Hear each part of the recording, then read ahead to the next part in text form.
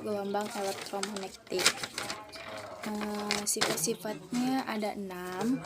Yang pertama itu ruang tanpa medium, yang kedua gelombang transversal, yang ketiga tidak memiliki muatan listrik sehingga dia dapat bergerak, dan yang keempat lurus dalam medan magnet maupun medan listrik, dan yang kelima dapat mengalami pemantulan, refleksi atau pembiasan, dan yang keenam refraksi, perpaduan atau interferensi dan pelenturan.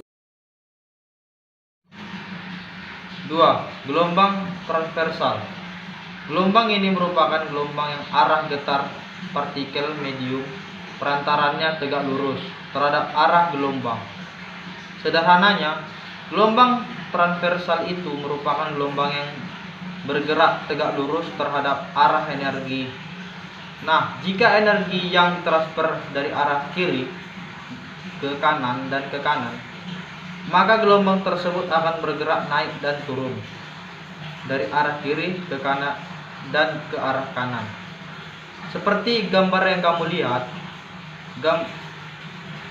pada gambar gelombang ini disusun atas bukit dan lembah, di mana pada gelombang ini panjang satu gelombangnya dinyatakan dalam satu bukit dan satu lembah.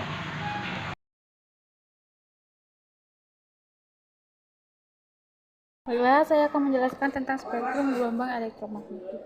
Spektrum gelombang elektromagnetik adalah tentang radiasi elektromagnetik yang menunjukkan berbagai jenis gelombang elektromagnetik sesuai frekuensi dan panjang gelombangnya. Contoh dari gelombang elektromagnetik yang pertama radio. Radio adalah sinar elektromagnetik dengan frekuensi terkecil namun panjang. Yang kedua, gelombang mikro atau microwave, gelombang elektromagnetik yang digunakan untuk memasak dan juga mempelajari struktur galaksi terdekat oleh astronom. Yang ketiga, inframerah, gen yang tidak hanya dipancarkan matahari namun juga oleh makhluk hidup. Selamat pagi, perkenalkan nama saya Sardella dari kelas 12 MIPA 4. Di sini saya akan menjelaskan manfaat dan efek bahaya game dalam kehidupan. Pemanfaatan gelombang elektromagnetik terbagi menjadi 8 bagian. Yang pertama, gelombang radio atau disebut MF dan HF untuk komunikasi radio. Manfaatnya yaitu sifat gelombang MF dan HF yang dapat dipantulkan oleh lapisan ionosfer hingga dapat mencapai tempat yang jauh. Gelombang radio atau disebut UHF dan VHF untuk komunikasi satelit. Manfaatnya yaitu sifat gelombang UHF dan VHF yang dapat menembus lapisan atmosfer atau yang disebut ionosfer sehingga dapat mencapai satelit. Yang ketiga, gelombang mikro. Gelombang mikro terbagi menjadi 5 bagian. Yang pertama, untuk pemanasan microwave. Yang kedua, untuk komunikasi radar atau yang disebut radio detection and tracking. Yang ketiga, untuk menganalisis struktur atomik dan molekul. Yang keempat, dapat digunakan untuk mengukur kedalaman laut. Yang kelima, digunakan pada rangkaian televisi. 4. Sinar inframerah. Sinar inframerah terbagi menjadi 2 bagian, yaitu untuk terapi fisik atau disebut menyembuhkan penyakit cacar dan encok atau physical therapy. Yang kedua, untuk fotografi pemetaan sumber daya alam, mendeteksi tanaman yang tumbuh di bumi dengan detail. 5. Sinar tampak. Sinar tampak untuk membantu penglihatan mata manusia. Dan 6. Sinar ultraviolet. Sinar ultraviolet untuk memproses fotosintesis pada tumbuhan. Untuk memeriksa keaslian tanda bagian dibentuk-bentuk. Tanda tangan dibentuk-bentuk. 7. Sinar X atau disebut dengan sinar Röntgen. Dimanfaatkan di bidang kesehatan, kedokteran untuk memotret organ-organ dalam tubuh atau jantung, paru-paru, dan tulang. Melihat organ dalam tanpa pembedahan, foto Röntgen. 8. Sinar gamma. Sinar gamma terbagi menjadi 2 bagian, yaitu dimanfaatkan di dunia kedokteran untuk terapi kanker. 2. Dimanfaatkan untuk sterilisasi peralatan rumah sakit. Bahan-bahan yang bisa ditumbuhkan gelombang elektromagnetik. 1. Dapat menyebabkan kanker kulit. atau disebut sinar ultraviolet. 2. Dapat menyebabkan kanker mata atau disebut sinar ultraviolet.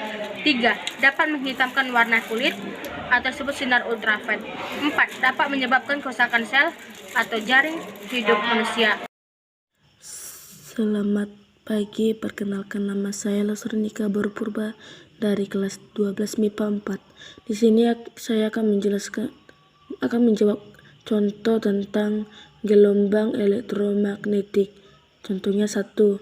Gelombang elektromagnetik memiliki kelajuan 3 kali 10 pangkat 8 m/s. Jika gelombang tersebut memiliki panjang gelombang nanometer, tentukan frekuensi tersebut. Diketahui C-nya sama dengan 3 kali 10 pangkat 8 m/s.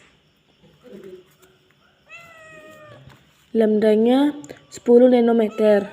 10 nanometer itu sama dengan 10 dikali 10 pangkat negatif 9 meter. Sedangkan ditanya yaitu frekuensinya.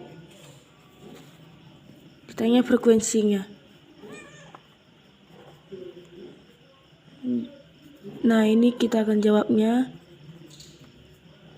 Rumusnya itu C sama dengan lambda dikali frekuensi.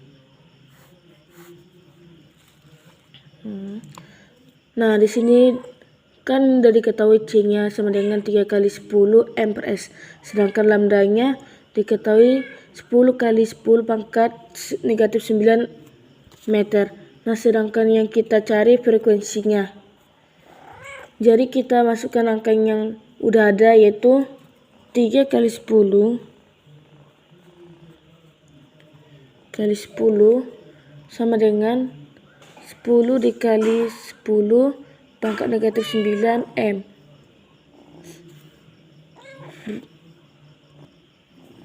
Dikali F. F-nya kita ubah menjadi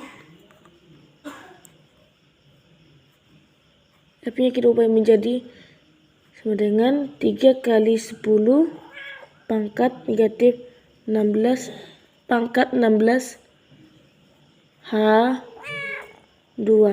Nah, dapat F-nya jadi gelombang tersebut yaitu frekuensi sama dengan 3 kali 10 pangkat 16 H2.